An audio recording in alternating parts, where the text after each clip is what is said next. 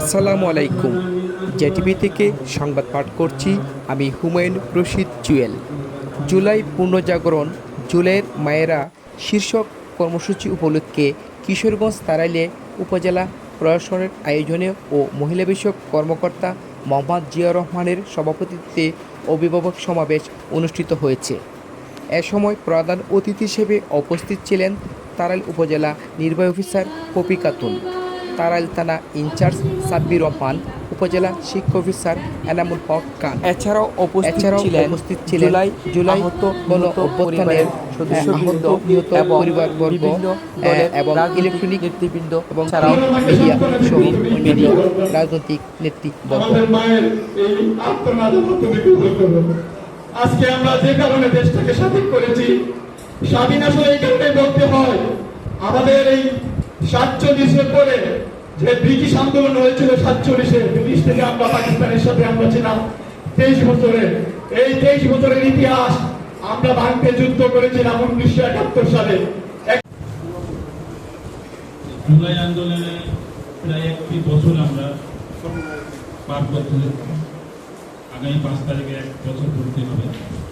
কিন্তু এই আন্দোলন যে উদ্দেশ্য লক্ষ্য নিয়ে এই আন্দোলন হয়েছিল, যে উদ্দেশ্য লক্ষ্য নিয়ে একটি মা তার সন্তানকে এই স্বৈরাচার ফ্যাসিস্ট সরকারের বিরুদ্ধে মাঠে নামিয়ে দিয়েছিল, যখন তার সন্তানকে পুলিশ তাকে সন্তানকে অ্যারেস্ট করেছে, তার মা তাকে সাহস জুগিয়েছে, সেই মারাই এই প্রকৃত জুলাই আন্দোলনের ফল ভোগ করতে পারছে।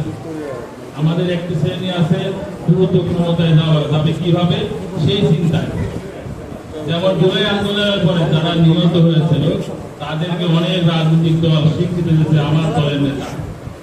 বাট গত 1 বছর যেসব মা বোন সন্তানরা এখনো হাসপাতালের বিছানায় ছটফট করছে, আহত পঙ্গু হিসাবে চিকিৎসাহীন অবস্থায় আছে, তাদের খোঁজ আমরা কয়জন এনেছি।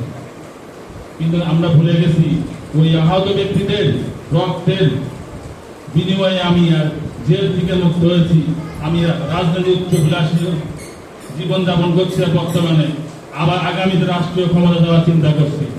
তাদের কিন্তু আমরা কেউ স্মরণ করি না, এবং তাদের এই পর্যন্ত সঠিক চিকিৎসা কিন্তু কোন রাজনৈতিক নেতৃবৃন্দ দেওয়ার জন্য কোন জায়গায় বক্তব্য রাখে না।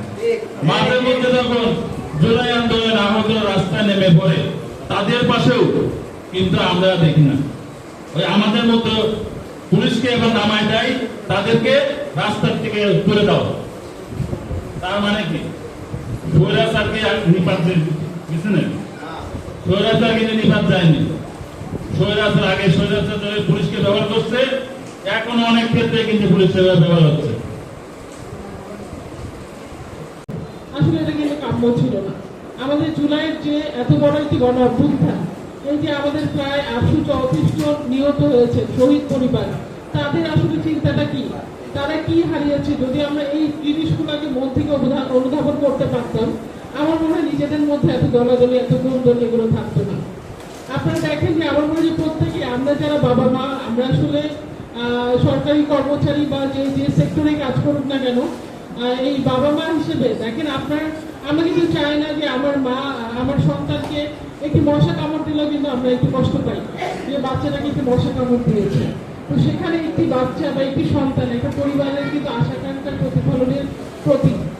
বাবা মা কিন্তু অনেক কষ্ট করে একটা সন্তানকে লালন পালন করে, এবং এই সন্তান যখন তার পরিণত বয়সের আগে মৃত্যুবরণ করে, তাহলে কিন্তু এই কষ্ট আমার মনে হয় না যে কোনো কিছু সান্ত্বনা দিয়ে তাকে আসলে সান্ত্বনা দেওয়ার কোনো ভাষা থাকে।